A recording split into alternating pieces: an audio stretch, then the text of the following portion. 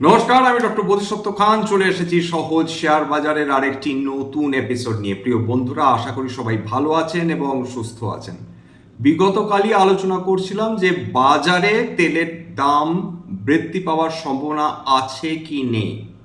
যেভাবে ইরান ট্রাম্পের সমস্ত কথা খারিজ করলো, যেভাবে বলল যে তাদের যে দ্বিতীয় পর্যায়ের মিটিং হওয়ার কথা সেটাও নাকি ট্রাম্প মিথ্যে কথা বলছেন।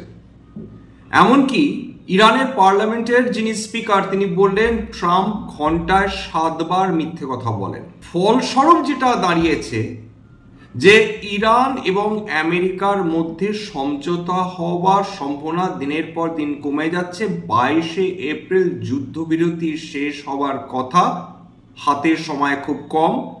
এর মধ্যে দুটি দেশ যদি কোনো ধরনের ন্যূনতম মীমাংসায় না আসে, সেক্ষেত্রে তেলের দামের ভাগ্য যে কি হতে পারে তা সহজেই অনুমেয়। যখন ইরান বলল যে স্ট্রেট অফ হরমুজ খুলছে না, ডোনাল্ড ট্রাম্প একতরফা এই স্ট্রেট অফ হরমুজ খোলার মিথ্যে বিবৃতি দিয়েছেন। তারপর কিন্তু বিশ্ব বাজারে আবার একটি আশঙ্কা তৈরি হলো, অশান্তি তৈরি হলো। যদিও আজকের সোমবার অর্থাৎ সকালবেলায় তেলের দাম প্রায় 6% উত্থান ঘটে, সেটা ব্রেন্ট ক্রুড এবং ক্রুড অয়েল দুটোর ক্ষেত্রেই। যদিও এশীয় মার্কেটগুলো তারা কোনো মতে ঠেকিয়ে রাখছিল বলা যেতে পারে, নিকেই কসপি দুটোই পজিটিভে ট্রেড করছিল। ভোলেটিলিটি কিভাবে বৃদ্ধি পেল আজকে? সকালবেলায় গ্যাপ ডাউন ওপেনিং, তারপর সেটাকে সম্পূর্ণ রিকভার করে 100 পয়েন্টের ওপর উত্থান।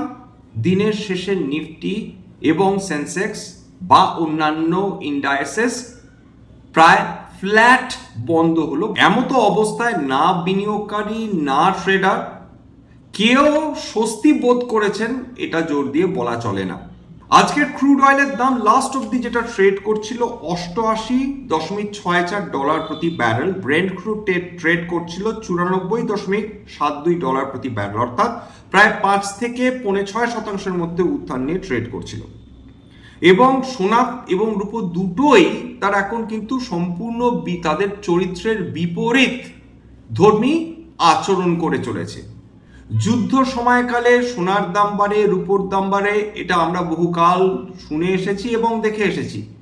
কিন্তু যুদ্ধ চলাকালীন সোনা এবং রূপোর দাম দুটোই পতন দেখে চলেছে। বিগত 1 বছরে সোনা যেভাবে উত্থান দেখেছে বা রূপো যেভাবে উত্থান দেখেছে, সেখানে কিছুটা কারেকশন আসাটাই স্বাভাবিক ছিল। বর্তমানে সোনা এবং রূপোর দামে যে কারেকশন চলছে সেটা একটি স্বাভাবিক সুস্থ কারেকশন।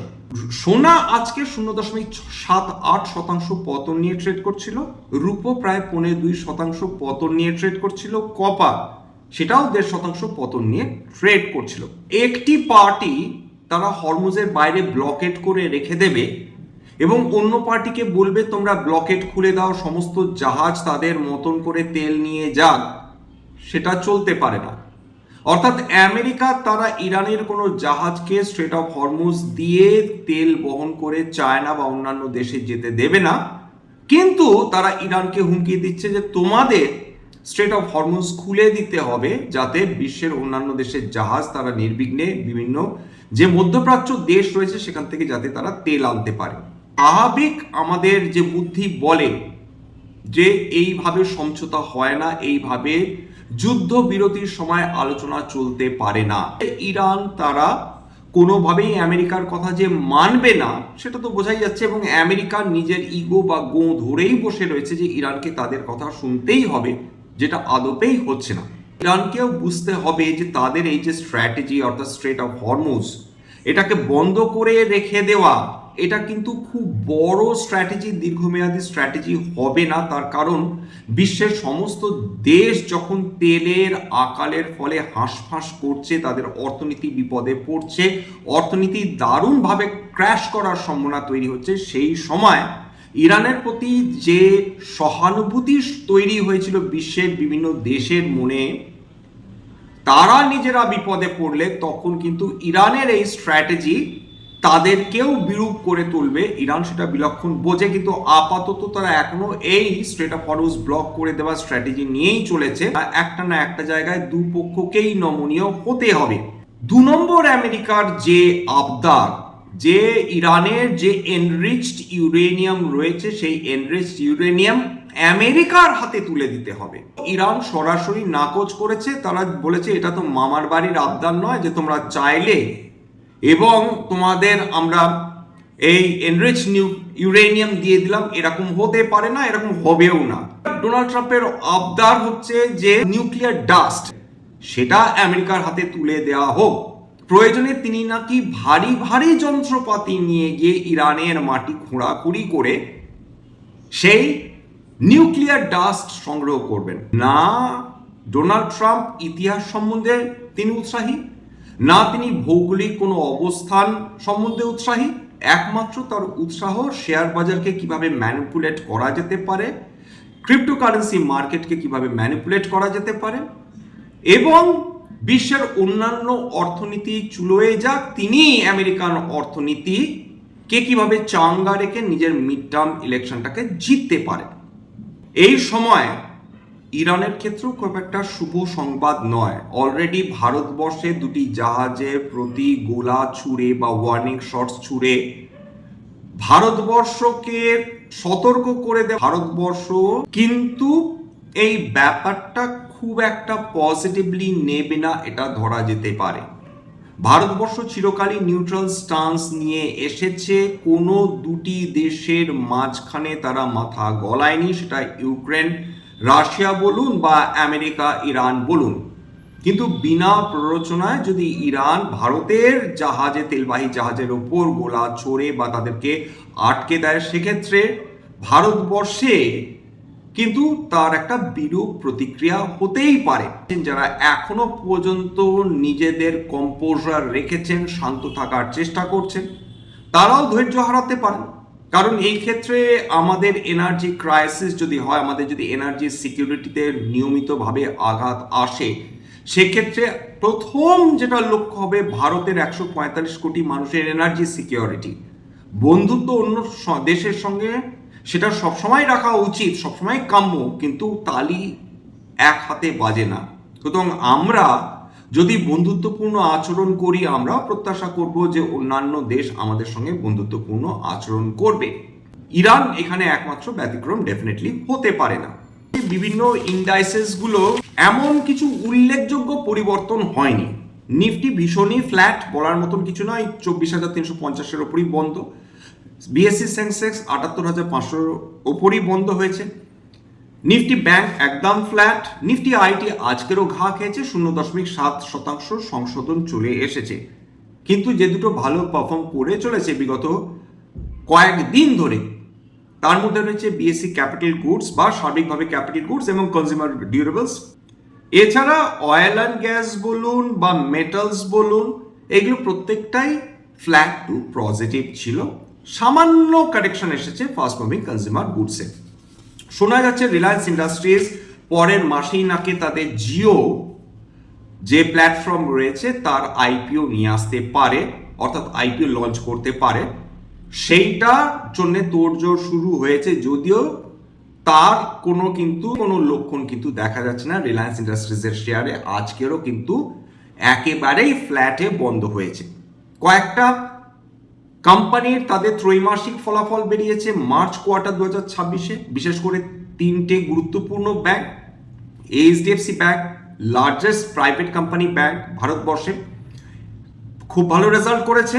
মার্চ 2025 19,285 কোটি টাকা প্রফিট ছিল, সেটা বৃদ্ধি করে দাঁড়িয়েছে 21,074 কোটি টাকা, ভালো রেজাল্ট। আইসিআইসিআই ব্যাংক মার্চ 2025-এ 14,323 কোটি টাকা প্রফিট ছিল, যেটা বৃদ্ধি পেয়ে দাঁড়িয়েছে 15,612 কোটি টাকা, যেটাও ভালো রেজাল্ট। ইয়েস ব্যাংক খুব ভালো রেজাল্ট করেছে, প্রায় 45% তাদের প্রফিট বৃদ্ধি হয়েছে। মার্চ 2025-এ 745 কোটি টাকা তাদের প্রফিট ছিল এবং সেটা মার্চ 2026-এ বেড়ে দাঁড়িয়েছে 1,082 কোটি টাকা। কিন্তু রিলায়েন্সের আরেকটি কোম্পানি, রিলায়েন্স গ্রুপের জিও ফিনান্সিয়াল, সেটা কিন্তু হতাশ করেছে। তাদের রেজাল্ট ভীষণ ফ্ল্যাট এবং বিগত প্রায় বহু কোয়ার্টার ধরে তাদের রেজাল্টে কোনো পরিবর্তন আসেনি। যেরকম প্রফিট তারা দেখাচ্ছিল, অধিকাংশ প্রফিট আসছিল ডিভিডেন্ড ইনকামের মাধ্যমে, সেইটাই তারা বজায় রেখেছে। বরঞ্চ বলা যেতে পারে তাদের প্রায় 13% প্রফিট কমেছে ইয়ার অন ইয়ার। মার্চ 2025-এ 270 কোটি টাকা প্রফিট ছিল, সেটা কমে দাঁড়িয়েছে 233 কোটি টাকা। স্বাভাবিকভাবে জিও ফিনান্সিয়ালসে আজকে প্রায় 3.5% আমরা পতন দেখে ফেলেছি। এবার যে স্টকসগুলো আজকে 52 সপ্তাহের উচ্চতা এবং অল টাইম হাই ছুঁয়েছে, খুব ইন্টারেস্টিং। যখন বাজার এরকম দোদুল্যমানতার মধ্যে দিয়ে চলেছে, তার মধ্যে এরকম কিছু স্টকসও রয়েছে যে স্টকসগুলো অতি ভালো পারফরমেন্স করেছে। গ্রাফাইট ইন্ডিয়া, সেটা আজকে 52 সপ্তাহের উচ্চতা। Apar industries all time high. ভেল 52 সপ্তাহের নতুন উচ্চতা ছুঁয়েছে। Crompton Greaves power, Torrent power, Hitachi energy, Adani green energy, ABB India, power finance corporation, Tata power সব 52 সপ্তাহের উচ্চতা। Jindal steel all time high. এছাড়া গ্র্যানুলস ইন্ডিয়া 52 সপ্তাহের উচ্চতা। নেভেলি লিগনাইট 52 সপ্তাহের উচ্চতা। আদানি পাওয়ার 52 সপ্তাহের উচ্চতা। Cummins India all time high. Adani ports, Siemens, Jammu and Kashmir bank, Adani energy solutions প্রত্যেকটা 52 সপ্তাহের উচ্চতা নতুন উচ্চতা ছুঁয়ে গিয়েছে। একটা জিনিস খেয়াল করে দেখুন, যে স্টকসগুলো আজকে নতুন করে হয় অল টাইম হাই বা 52 সপ্তাহের উচ্চতা ছুঁয়েছে, তার মধ্যে অধিকাংশই কিন্তু হয় ক্যাপিটাল গুডস স্টকস, নতুবা তারা কিন্তু এনার্জি স্টকস।